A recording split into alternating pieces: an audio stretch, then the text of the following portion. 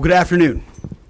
I'm honored to stand right here today alongside one of America's finest, Admiral Brad Cooper, Commander of U.S. Central Command. We just had a chance to spend a couple of hours together, better part of 2 hours, going through the entirety of this operation, Operation Epic Fury. And Admiral, I want to thank you for everything you do and your incredible leadership, for your dynamic thinking, the way you're attacking this problem set on every level. In just days of Operation Epic Fury, you and your team have delivered nothing short of devastating, precise strikes, taking out the better part of Iran's navy, making it combat ineffective, new missile sites and launchers, and establishing total dominance over the skies we fly over and seas we fly over. Our forces are executing with unmatched skill, and the mission is advancing decisively. This is the kind of no-nonsense, results-driven warfighting that America, those 6 that we will soon welcome at Dover, who gave everything for their country in this mission. We remember them. But we remember them by rededicating ourselves even more fervently to this mission. Our commitment to our mission objectives only increases as our advantages continue to increase. We've got no shortage of munitions. Our stockpiles of defensive and offensive weapons allow us to sustain this campaign as long as we need to. Again, our munition status only increases as our advantage increases. Our capabilities, we have only just begun to fight and fight decisively. Having a chance to hear from Admiral Cooper. If you think you've seen something, just wait. The amount of combat power that's still flowing, that's still coming, that we'll be able to project over Iran is a multiples of what it currently is right now when you add up our capabilities and those of the Israeli Defense Forces. And we have no shortage of authorities. The Admiral knows we have clear objectives with maximum authorities on the battlefield. The dumb, politically correct wars of the past were the opposite of what we're doing here. They had vague objectives with restrictive, minimalist rules of engagement. No more. Our authorities, his authorities, CENTCOM's authorities through the President and myself are maxed out.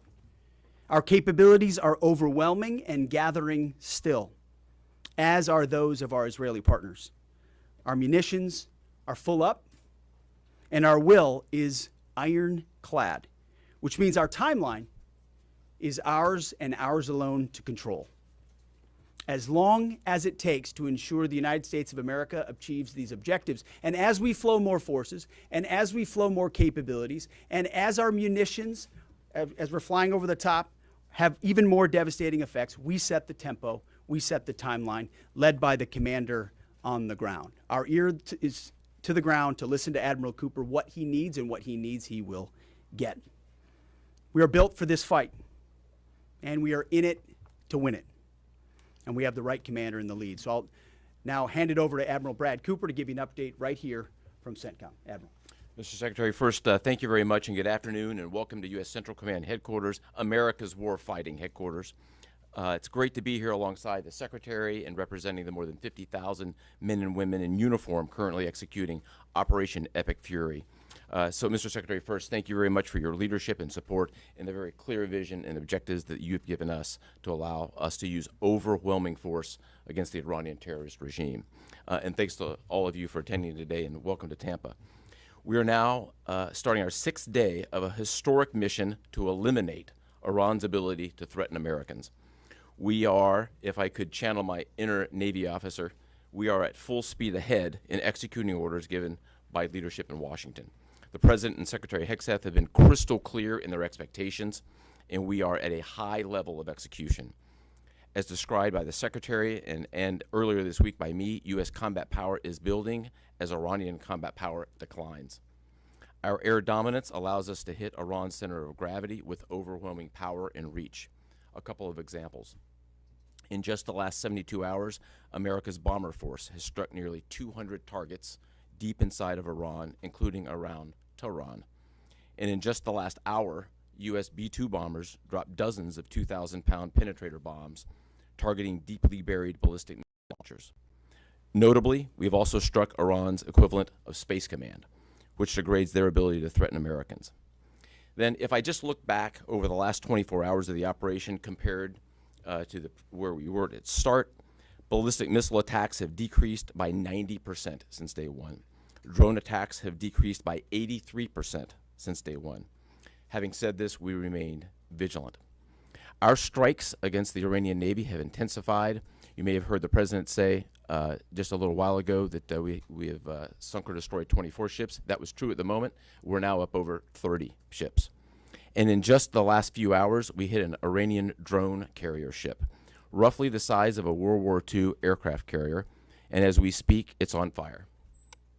The president gave us another task, to raise or level Iran's ballistic missile industrial base. So we're not just hitting what they have, we're destroying their ability to rebuild. And so as we transition to the next phase of this operation, we will systemically dismantle Iran's missile production capability for the future, and that's absolutely in progress. This is going to take some time, but our forces are well supplied, as the Secretary said, and we are absolutely ready to prosecute this mission decisively. Our combined joint forces have relentlessly destroyed Iran's air defenses over the past few days, and they've continued hunting for more systems to kill. Our air defenders are operating at the very top of their game. I couldn't be prouder, shoulder to shoulder with our partners in the region in many cases, providing the most integrated air defense network in Middle East history. We are fighting to win. Through combined U.S. and Israeli combat power, we will continue decimating Iran's ability to project power outside its borders. And if I can just conclude by saying a strong salute to the brave men and women who are out on the pointy edge of this, really doing exceptional work. I just couldn't be prouder, and I know the American people share in that same pride. So thank you very much. Absolutely. And with that, we'll take a few questions. Yeah, right here. Sir, appreciate it. Admiral, I wanted to ask, or Mr. Secretary, the Ukrainian president said today that the U.S. has asked for specific capabilities to deal with Shahid drones, Iranian drones. Can you guys talk about what you asked for, and has there been any surprises from Iranian capabilities that you guys have seen in the past 6 days? Go ahead. We're very familiar with Iranian's capabilities, and as you might imagine, we planned for it right from the outset, and I feel good about what the plan was. Like any good organization, we adjust as necessary to meet the environment, and we've made those appropriate adjustments. Absolutely. Right here. Thanks, Secretary Hegseth. I had two for both of you. One, was an American pilot shot down today in Iraq? And two, I've heard reports that there's enriched uranium stored in Isfahan. I'm also heard reports that there's not a lot of bombing there. Is that on purpose? Do we believe there's enriched uranium there? And would we ever send special forces to secure it? As CENTCOM pointed out, that those reports of an F-15 being shot down are false.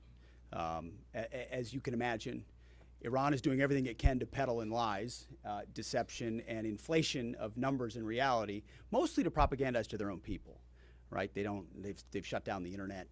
They're hoping they can convince their own population that they're having success. One thing one of their leaders said recently is that 500 Americans have been killed, they claim. These are lies. The lies will continue. CENTCOM will continue to debunk those lies. So, and as often is the case in conflict, first reports are often wrong. As it pertains to nuclear material and things like that, one of the objectives the president has always said is that Iran will not have a nuclear bomb, nuclear capabilities, but we would never disclose what we will or will not do inside operational plans. So Admiral Cooper's got a plan. We're working that plan, and targets will be struck or not struck according to what we want to achieve. Yeah, right there. Secretary Hegseth, the president said earlier today in an interview that he would like to have a say in who's the next leader of Iran. Is this an expansion of your military objectives? Do you view it that way? And additionally, you spoke earlier today about how previous leaders have drawn resources from our hemisphere to the Middle East. Mm-hmm. How do you avoid that? Well, there's no expansion. Ultimately, I think the president's having a heck of a say in who runs Iran, given the ongoing operation we have. So there's no expansion in our objectives. We know exactly what we're trying to achieve. I think today's a great example of what this War Department is capable of doing. I was just in another part of Florida today where we announced, America's counter cartel conference. 18 countries coming together from Central, South America, and the Caribbean, coming together to fight cartels. That is something that is ongoing. We're focused there. We're focused in the Indo-Pacific. We can mass combat power in CENTCOM. EUCOM is able to support that as well. So we know we're laser focused on our hemisphere and our homeland. And that's why we locked down the border. That's why we're working with partners to take on cartels. That's why we're sinking drug boats. That's why we're on the offense there. But the beautiful things about combatant commands is that, Brad Cooper's laser focused on Central Command, just like Frank Donovan is laser focused on Southern Command. We can do both. That's what a global power can do. Ultimately, this issue of Iran's nuclear pursuit and their unwillingness through negotiations to stop it was something President Trump has said for a long time needs to be dealt with. And after 47 years, he's doing something that no other president was willing to do. And we're doing it overwhelmingly, and we're doing it decisively, while also in other parts of the globe having the desired effects. I mean, take, for example, what we displayed yesterday, the Iranian ship in the Indian Ocean, sunk by Indo-PACOM, another combatant command, who coordinated with us in order to make that happen. So America's reach is global. Our focus here, though, these missions are narrow, they're scoped, and Admiral Cooper is well on his way to ensuring that we reach those objectives. Right here, yes, sir. How relevant, what condolences for the troops killed. The Ukrainians are talking about providing low-cost interceptors, given their experience. Is that something that the Pentagon is looking for? And Admiral Cooper, can you walk us through a little bit about how effective the Lucas drones have been, what kind of targets they hit, and how much that's helped, given that they're low-cost alternative to a more expensive helium? Go ahead. Sure. I'm not familiar with the particular offer, but the interceptors in general. We've had a number of new capabilities being fielded. Obviously, I'm not going to talk about it from an operational perspective of what those are. But I think you have seen over a period of time us kind of get on the other side of this cost curve on drones in general. If I just walk back a couple of years, you remember what you used to always hear, we're shooting down a $50,000 drone with a $2 million missile. These days, we're spending a lot of time shooting down $100,000 drones with $10,000 weapons from ours. So that's one aspect of it. Lucas, indispensable. As many of you know, and if you don't know, this was an original Iranian drone design. We captured it, pulled the guts out, sent it back to America, put a little Made America on it, brought it back here, and we're shooting them at the Iranians. Good targets. Good targets. Absolutely. Right there, yes, ma'am. Thank you so much, Secretary. President Trump, in his first speech after the launch of the operation Epic Fury, he addressed Iranian people and he said that there is going to be a time for you to come out, but it's not now. Stay home. It's not safe. I want to know if there is a timeline for that you're going to urge Iranian people to come out, how that is going to play out, and how are you going to protect the protesters? You know that they're going to be shot probably, as we witnessed in January. That's what happened. How are you going to protect and support the protesters? And Admiral, I have one question for you. How are you going to minimize the civilian harms? We have a lot of evidence that the Basij units, IRGC commanders, they are now gathering in schools, in hospitals, in purely residential areas because their headquarters are bombarded, they are ruined, of course. So how are you going to protect the civilians while you're attacking the IRGC people part? Thank you. I would just say on the protests, obviously the Iranian people showed a lot of courage in those protests, and we saw the Iranian regime was revealed for what it is in the way they reacted to that. The world saw that. No one's done more than President Trump to reopen the opportunity for those who want a free Iran to do so. Ultimately, it's common sense, as he said up front. Don't go out and protest while bombs are dropping inside Tehran and elsewhere. So there will come a moment where he determines, or they determine, that it's the time to seize that advantage. But there's a lot of things we're doing and the Israeli military is doing, targeting those individuals who are targeting those who protest. The more you do that and you erode their will and you erode their capabilities, the more you create an opportunity for people to boldly stand up. Yeah, I would just reinforce the point. We're targeting the people. We're targeting the headquarters and the people who are targeting the protesters, first and foremost. I'd also just double down on the president's comments that he previously made to the people. Stay in your homes, keep things calm, stay out of the way. There's a lot of U.S. and Israeli capacity coming over. We're hitting a lot of targets. The best thing for them to do for right now is just to lay low. Right here. Thank you, Mr. Secretary. One common outcome of American military action in the past has been taking in thousands of refugees into the American homeland, and I'm wondering if there's any safeguards put in place to make sure that the American people aren't having to have another wave of refugees from the Middle East or anywhere else come and stay here.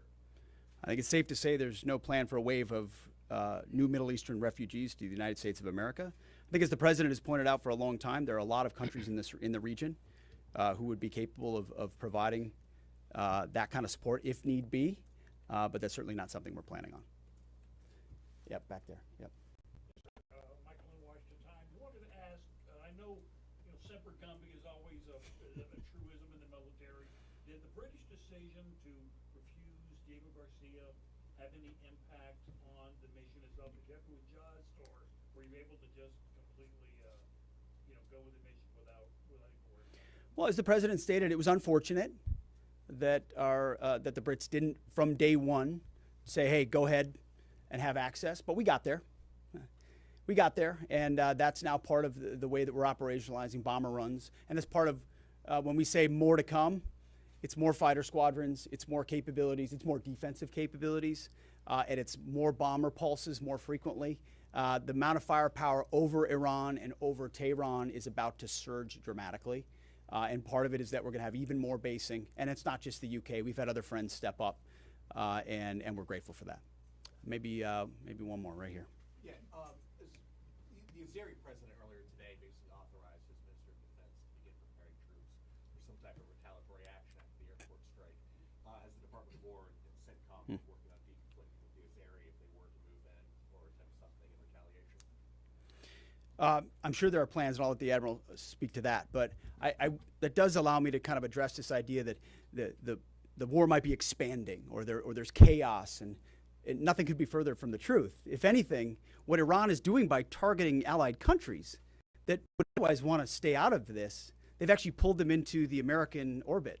So now you've got UAE and Qatar and Bahrain and Saudi and Kuwait and others saying, "Hey, we're with you. We'll shoot with you. We'll fly with you. We'll defend with you. We'll allow you more basing and other opportunities," a lot of which we can't talk about and won't talk about. But it's actually firming up the unity of the resistance in order to focus exactly where we need to. So this idea that it's expanding or going, no, it's actually simplifying in a number of ways exactly what we need to achieve and how we'll achieve it. I don't know if you anything you want to add to that. I won't get ahead of policy in terms of what we might do. What I will point out is this is now the 12th country Iran has attacked. 12 countries, and it goes right back to the Secretary's point. Those 12 countries are none too happy, and I look forward to working with all the partners who are willing to join us in this. And I would just close by saying, Mr. Secretary, one more question. Sure.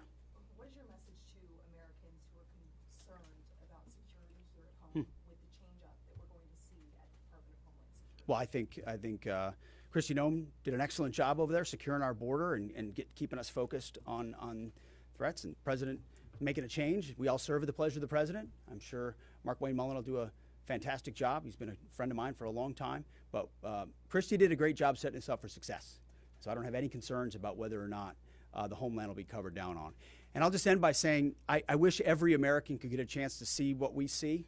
I had a chance to go into the control room, into the Tactical Operations Center, go see these young men and women that are doing this, the dedication that they show at every level, the way they've refined their craft. I was talking to a young colonel who's iterating on how we target and how we find and fix different aspects of what the Iranians are trying to do. If they don't know what they're up against, and if they think they've got it solved for, they're wrong.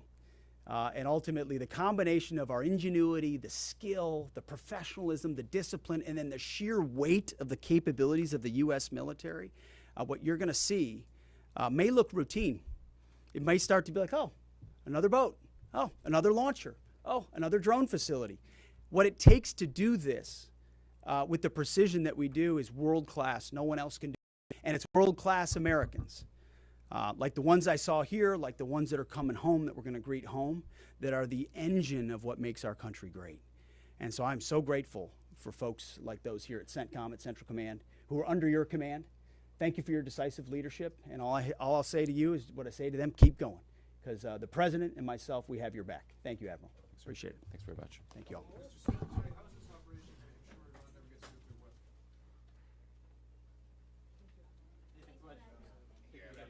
weapon? All right, press.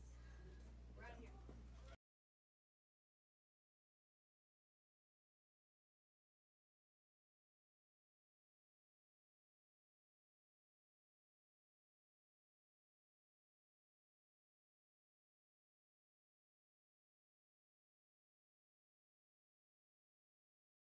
President and myself, we have your back. Thank you, Admiral. Appreciate it. Thanks very much. Thank you all. Mr. Secretary, how is this operation